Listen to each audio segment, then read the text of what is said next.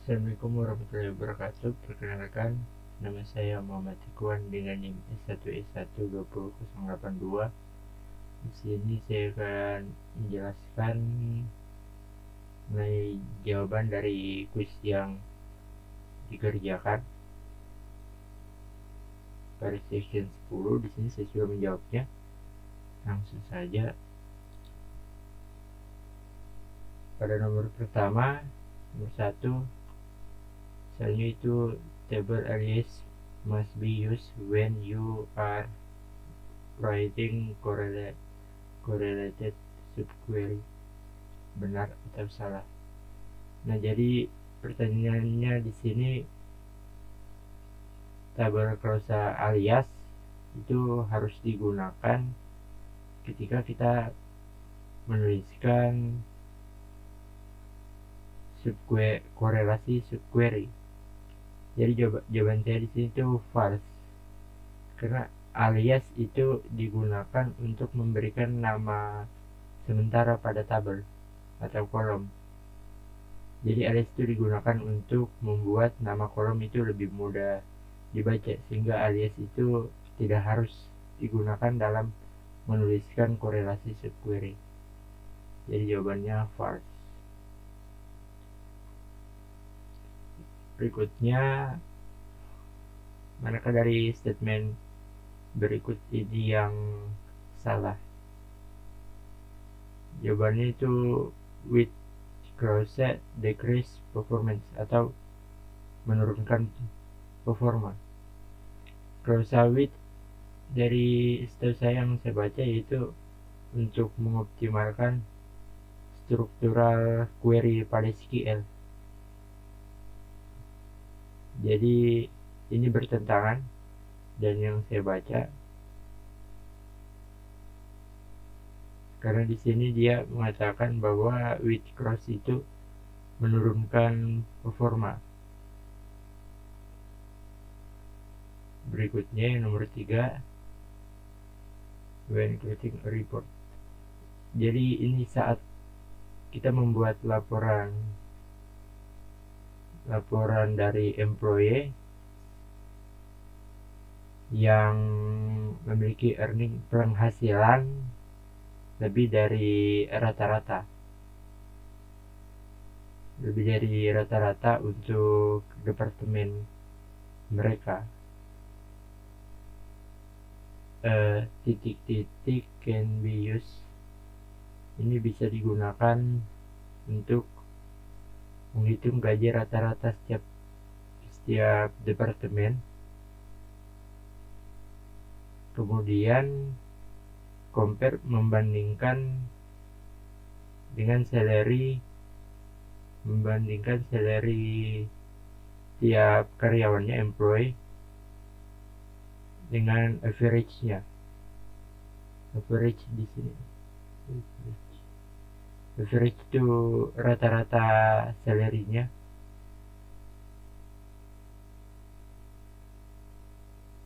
Nah, di sini jadi klausa yang digunakan Jadi yang digunakan di sini itu yaitu correlated subquery atau korelasi subquery.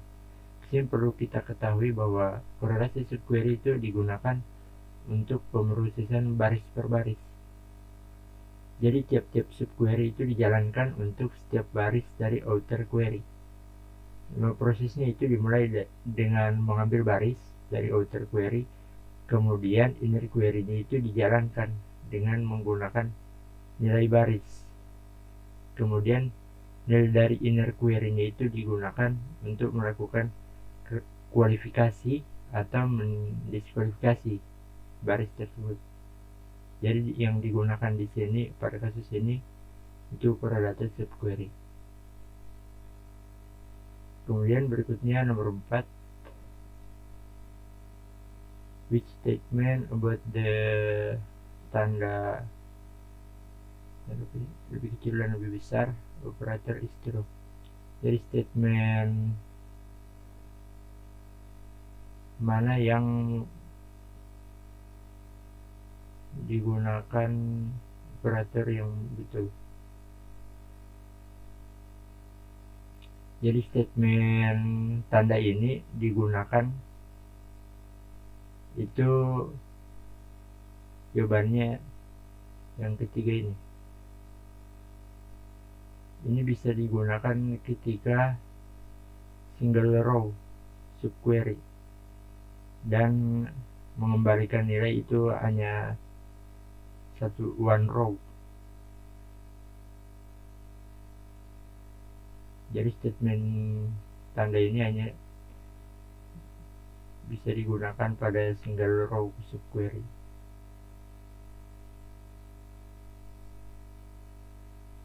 Kemudian nomor 5, result of this statement will be. Hasil dari statement select last name. Jadi di select last name-nya job ID, salary, department ID dari tabel employees, dimana where job ID-nya itu di sini subquery-nya select job ID dari employee, where employee ID-nya itu 141 dan department ID-nya lagi select department ID from department where location ID sama dengan 1500. Jadi yang hasilnya yang akan muncul ketika kita menuliskan ini itu ini, only the employee who job ID match employee 141 dan siapa yang bekerja di lokasi 1500. Jadi yang akan tampil nantinya itu ini, employee ID-nya 141 dan location ID-nya 1500.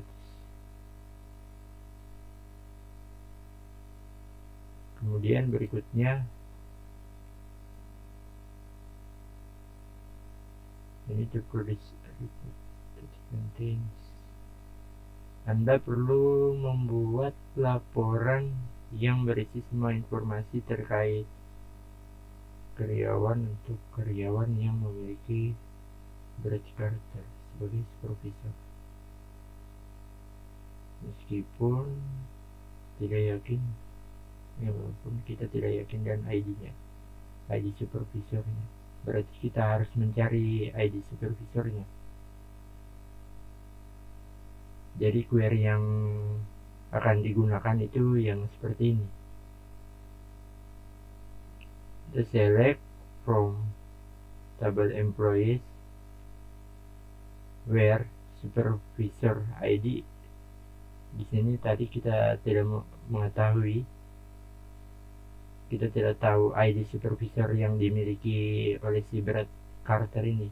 Jadi where supervisor ID-nya itu dicari lagi di sini. Select employee ID from employee where last name itu last name-nya si Brett Carter. Itu kalau pakai first name berarti Brett. Ini.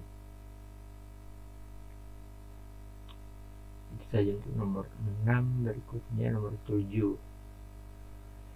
Periksa struktur tabel customer dan order history table.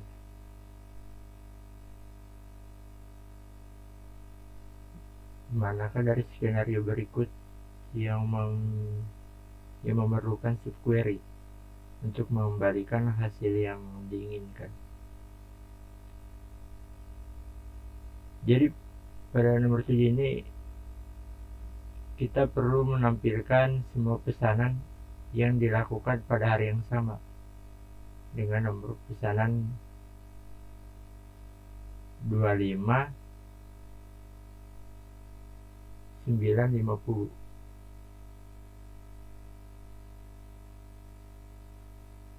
Berikutnya nomor 8. Manakah dari berikut ini yang benar mengenai urutan eksekusi dari subquery-nya? Jadi urutan eksekusi subquery-nya itu seperti ini. Subquery execute once before the main query. Jadi subquery-nya itu dieksekusi sekali sebelum main query, itu maksudnya query utamanya. Jadi kalau digambarkan di subquery itu kan ada dua, satu main query, satu subquery. Jadi yang dieksekusi pertama itu subquery-nya, baru main query-nya, seperti itu. Berikutnya nomor 9, operator like, which operator yang bisa digunakan per subquery yang hanya kembali dalam satu one row, satu baris. Operator yang digunakan yaitu like. Bisa kita lihat di sini. Nah ini. Jadi like itu digunakan untuk mencari spesifik pattern, nilai yang lebih spesifik dalam kolom.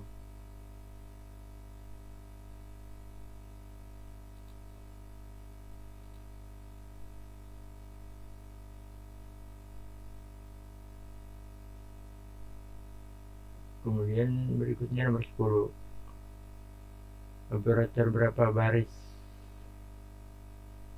Operator berapa baris mengharapkan berapa banyak nilai, menghasilkan berapa banyak nilai. Operator yang multiple row itu dia menghasilkan one or more, jadi satu atau lebih dari satu, one or more, satu atau lebih banyak. Kemudian nomor 11, apa yang terjadi jika kita mencoba menggunakan operator baris tunggal dengan subquery banyak baris, single row. Kita menggunakan operator single row dengan subquery multiple row. Jelas ini tidak bisa dan akan terjadi error. Untuk nomor 12, which operator or keyword cannot be used with a multiple row subquery. Jadi dari yang saya baca, yang tidak dapat digunakan yaitu tanda sama dengan.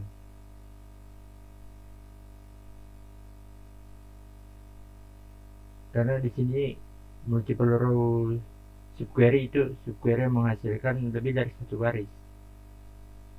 Untuk multiple row yang biasa digunakan itu yang in, any, atau all.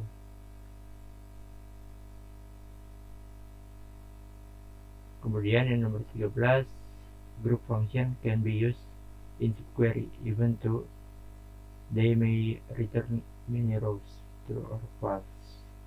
Jadi fungsi group yang dapat digunakan dalam subquery meskipun mereka dapat mengembalikan banyak baris. Betul atau salah? Jawabannya sih salah.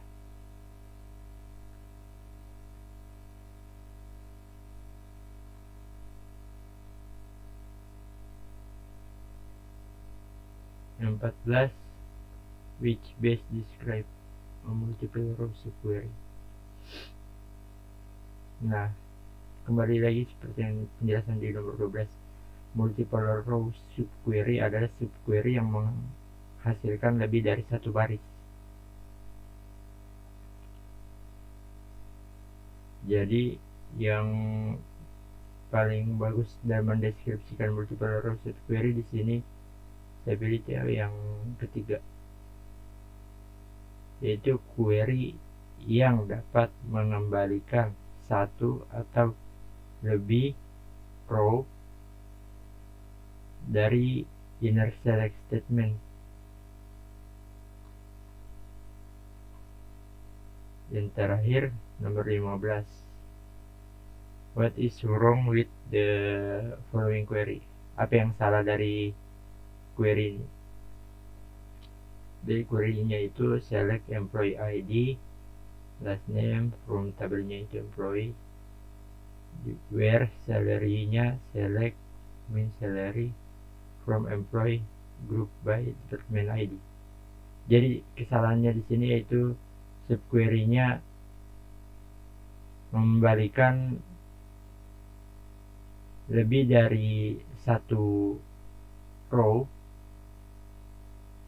tetapi yang digunakan di sini itu single row.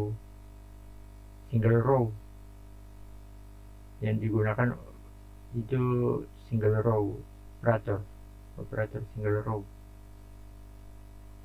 pada perbandingannya.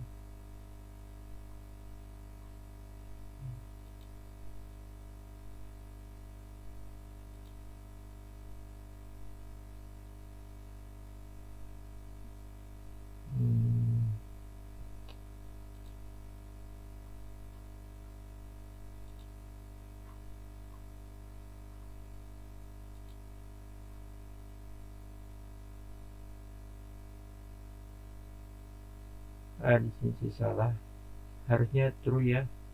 Di nomor 13, group function can be used in subquery even though they may return many rows.